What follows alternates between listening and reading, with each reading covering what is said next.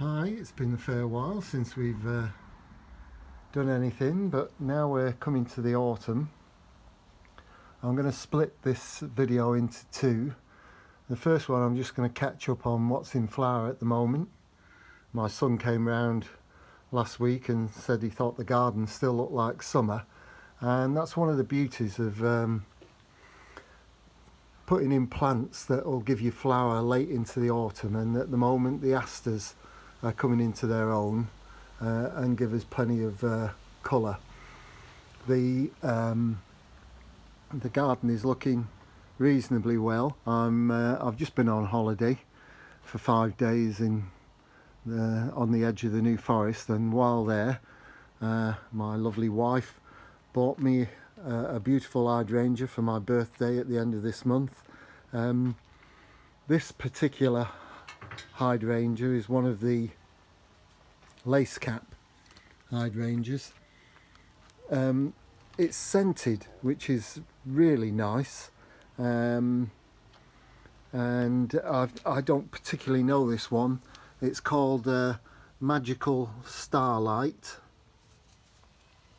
and I just thought it looked magnificent. I'm not sure what to do with it yet, whether to put it in one of the beds or to put it in a pot and have it as a feature plant. Something else that I bought that I don't know at all is this herbaceous perennial. This has got these wonderful flowers. I can't say I've seen it before, and to get it flowering so late in the season is rather nice. If I turn it round, maybe we can find the name of the plant. So this is Tricertis formosana. I can't say I'm familiar with it at all. In fact, I just don't ever remember seeing anything quite like it. It's got a common name, which is the toad lily. I must say, the flowers do resemble sometimes the body of a toad, so that's quite something. I also bought, if you remember from flowers earlier in the season, I had this beautiful red Cleanthus, the lobster claw plant, and I couldn't resist having gone to this lovely garden centre. They had a white variety, so I did buy that. The wind hasn't been too bad. I know it's been really windy the last couple of days, and this Brugmansia is now on its, well, I've taken at least 30 flowers off, and it just keeps on going and keeps on going. As long as we don't get a frost and the temperature stays above 5, it should be all right. As you can see, there's a lovely asters that are out in flower. The cosmos has done really well as usual.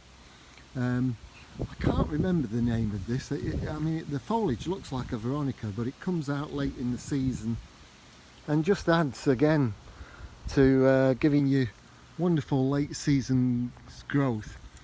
There is a nice purple, pinky coloured aster that's coming out in full flower now. This was just a small plant 2 years ago that I paid, I think, something like £4.99 for from Longacres, and in 2 years they get massive. So we'll have to do quite a bit of dividing up. The nerines are all starting to come out. These are particularly nice, and at this time of the year they're lovely.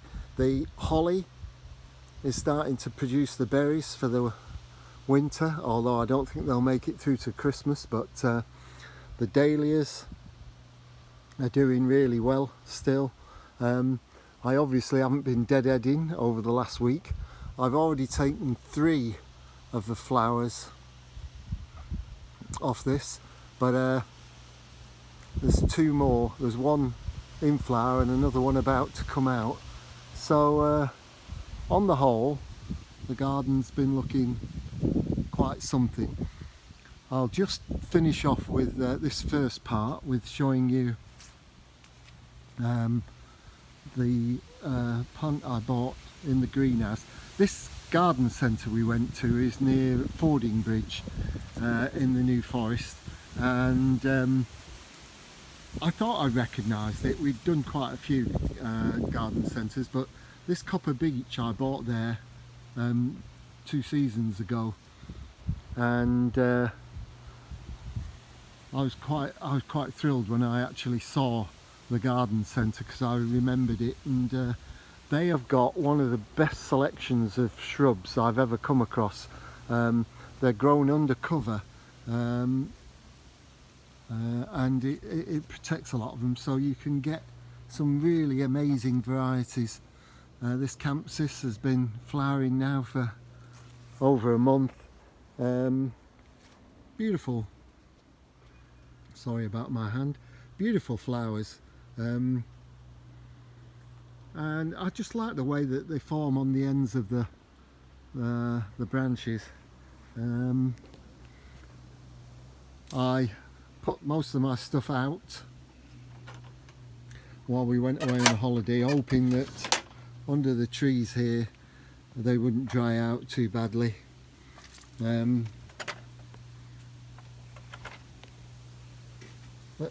I've put this, it's quite tall and it's very windy at the moment, so I've put a couple of things in the greenhouse. This castor oil plant I've put in hoping that it'll produce seed by the end of the autumn, if I can keep the frost off it and let it grow. Now behind it is the Cleanthus I was telling you about.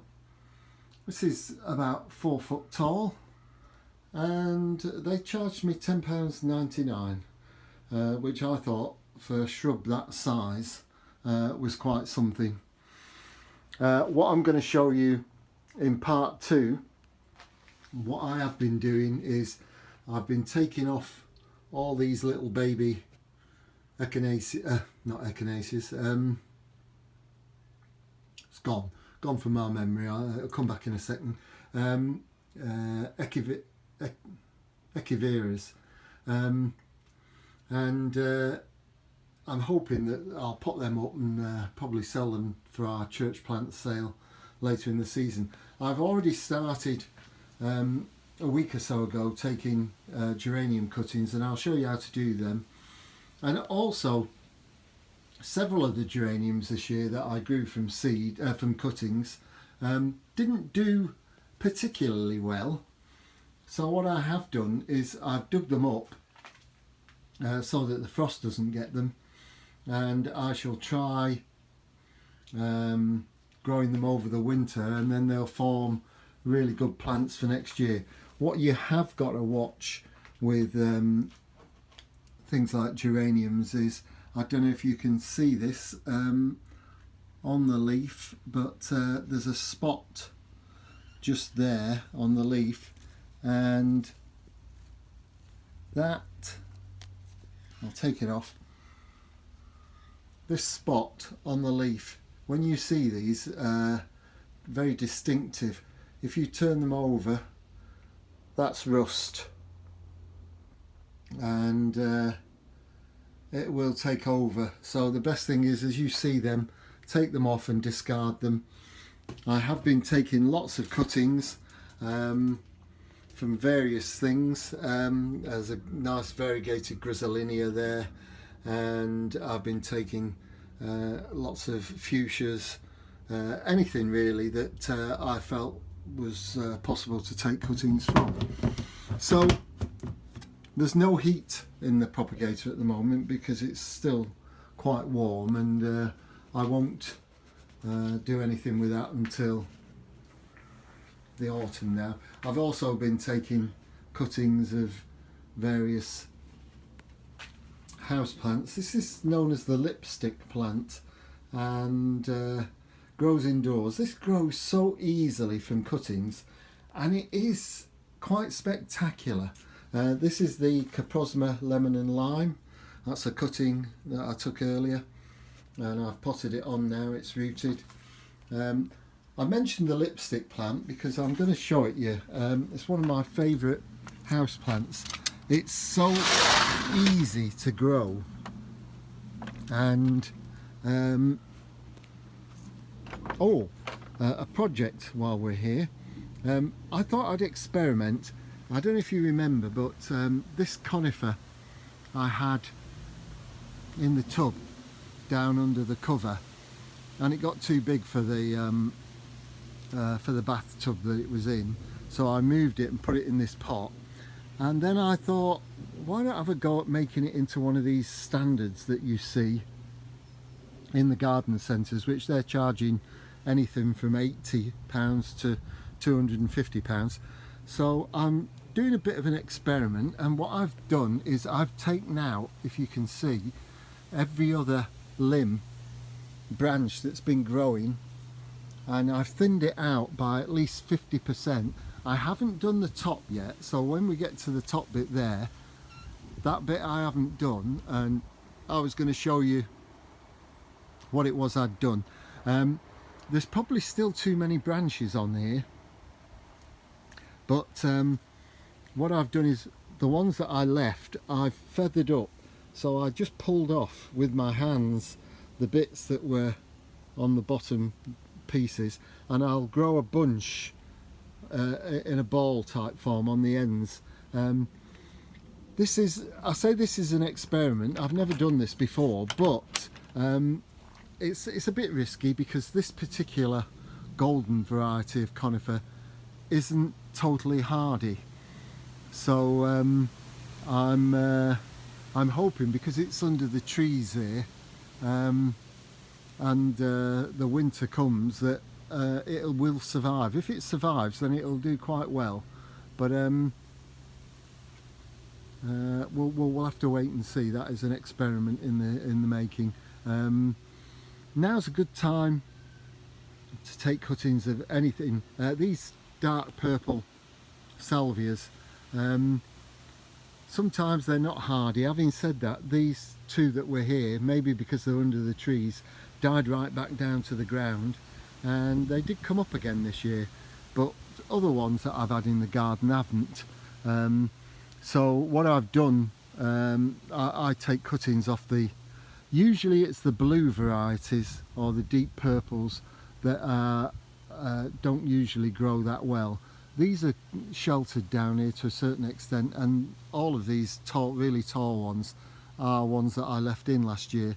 The purple salvia here is very reasonably hardy, and that'll come up. And in the spring, early spring, I'll cut it hard back, because otherwise it'll get too big. I'll just show you one more thing. We'll have to move down to the house. I want to show you this lipstick plant, and then I will finish this session off. The hanging baskets, I've been away for 5 days and they didn't get watered. They looked really sad about an hour ago, but I've put some water in and they've picked up quite quickly. Again, all these things we're gonna get a frost soon by the looks of things, and we might have to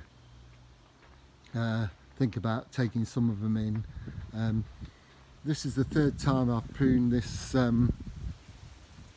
bay tree, but it'll stay nice now for the winter. The Tetra Panax I've been thrilled with. It's just massive, and it's so exotic. Again, the olive never produces much in the way of olives. There's a couple on there, you could probably see. They're not very big, and they won't get any bigger this year. There's lots of flowers and olives coming on there, but they'll never produce. This is about the 4th, 5th year I've grown them. and they've never got big enough to eat.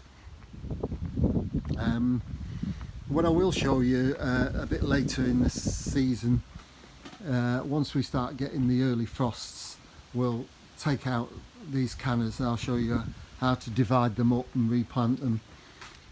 We're going to go in and I'm just going to show you, just to finish off, this lipstick plant.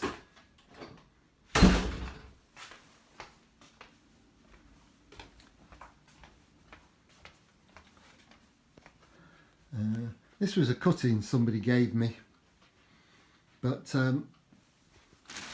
this is it. This has been in flower now for 4 weeks. We had another one there that's been in flower for 6 weeks, but that's just finished now. The last of the flowers are just about to fall off. But the it's such a wonderful plant, this, for inside. And it literally does take care of itself. Just give it the odd bit of water and that's it. So that's it for the moment, and in the second part I'll show you how to take cuttings at this time of year. Okay, take care, bye.